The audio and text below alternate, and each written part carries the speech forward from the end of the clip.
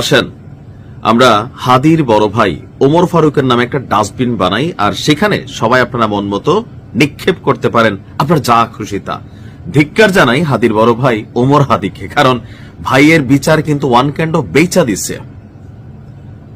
জুলাই গণঅভ্যুত্থানে হাজার হাজার মানুষ মারা গেছে, হাজার হাজার মানুষ আহত হয়েছে। কপাল খুলছে গুপ্ত রাজনীতির যেই ক্যারেক্টারগুলা তাদের, মানে সার্জিস সহ আরো বেশ কয়েকের। মাংস হয়েছে হান্নান মাসুদদের, নীলাদেশ থেকে ভাইগা গেলেও এইচএসসি পাস তুষার ভালোই করছে। নির্বাচন 5 আগস্টের পরবর্তী সময়ে সার্জিসদের একটা বক্তব্য, হান্নান মাসুদদের বক্তব্য যে পকেটে নাকি লাড়া দিলে 200-500 পাওয়া যাবে না।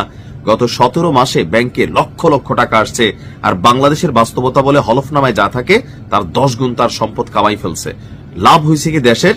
দিন শেষে গিয়া এনসিপি পোতাই গেছে।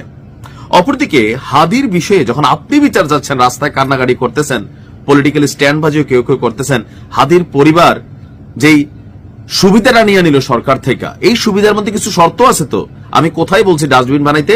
এবার আসেন যে এই ওমর হাদি এখন থেকে কি করতে পারবে আর কি করতে পারবে না, সে তো তার ভাইয়ের বিচারের দাবিটাই করতে পারবে না, কারণ শর্ত আছে বাবা। তলে তলে সেটেলমেন্ট হয়ে গেছে, ভাইয়ের বিচারকে সে বেচা দিছে সরকারি কর্মচারী হিসাবে, বা যেই পদটা বাগাইছে যুক্তরাজ্যের মতন দেশে বউ বাচ্চা নিয়ে যাবে, এর আর বিচার টিচার চায় না। হাদি মারা খাইছে, এটাই বাস্তবতা। যাই হোক, আজকের ব্রেকিং নিউজ হচ্ছে ইনকিলাব মঞ্চের আহ্বায়ক শহীদ হাদির ভাই ওমর বিন হাদিকে যুক্তরাজ্যের বার্মিংহামে অবস্থিত বাংলাদেশ সহকারী হাই কমিশনে 2য় সচিব পদে চুক্তিভিত্তিক নিয়োগ দিয়েছে অন্তর্বর্তী সরকার 3 বছরের জন্য। তো এখানে একটা রাষ্ট্রপতির নির্দেশে আপনার একটা এই প্রজ্ঞাপন জারি করা হয়েছে। তো প্রজ্ঞাপনের কিছু শর্ত আছে। ওমর বিন হাদিকে যোগদানের তারিখ থেকে 3 বছর মেয়াদে এই পদ দেওয়া হয়েছে। নিয়োগকালীন সময়ে তিনি অন্য কোনো পেশা, ব্যবসা কিংবা সরকারি, আধা সরকারি কিংবা বেসরকারি কোনো প্রতিষ্ঠান বা সংগঠনের সাথে কর্ম সম্পর্ক রাখতে পারবেন না। তো সে তো ইনকিলাব মঞ্চে আসিল, ইনকিলাব মঞ্চ থেকে তো হাদির বিচারটা সবচেয়ে বেশি চাওয়া হচ্ছে। তো তার যে শর্তগুলা দিছে, আপনি এরপরে আর বলবেন যে আপনি হাদির বিচার চান? তার ভাই হয়ে তো ভাইয়ের বেচা দিছে। ভাই, এদেশে এটাই হয়। সিস্টেম। এখানে আমি আবারও বলি, সে কি করতে পারবে না নিয়োগকালীন সময়, মানে আগামী 3 বছর। এখন যদি সে কালকে নিয়োগপ্রাপ্ত হয়, পরশুদিন থেকে ইনকিলাব মঞ্চের সাথে তার সম্পর্ক ছিন্ন করতে হবে। এর পাশাপাশি যেটা করতে হবে, কোন পেশা, ব্যবসা, সরকারি, আধা সরকারি, বেসরকারি কোন প্রতিষ্ঠান বা সংগঠনের সাথে সম্পর্ক রাখা যাবে না। নিয়োগ সংক্রান্ত অন্যান্য শর্তাবলী সংশ্লিষ্ট চুক্তিপত্রের মাধ্যমে নির্ধারিত হবে। বর্তমানে এই মিশনে 2য় সচিব পদ নাই, তবে পররাষ্ট্র মন্ত্রণালয়ের একজন কূটনীতিকের ভাষ্য, পদ না থাকলেও জনপ্রশাসন মন্ত্রণালয় যখন নিয়োগ দেয় তখন অটোমেটিক সেখানে পদ সৃষ্টি হয়ে যায়।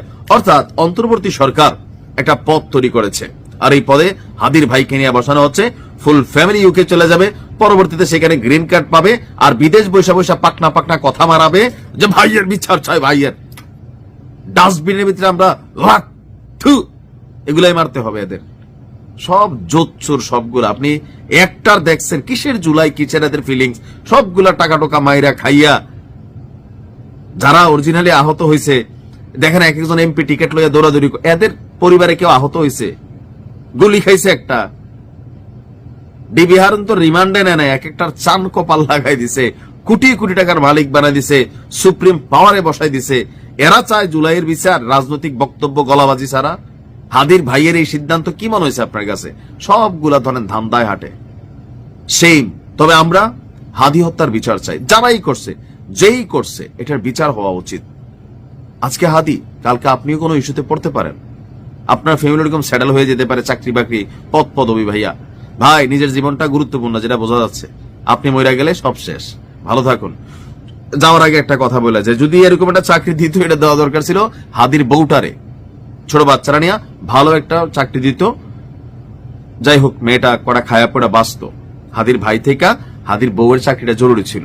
ভালো থাকুন।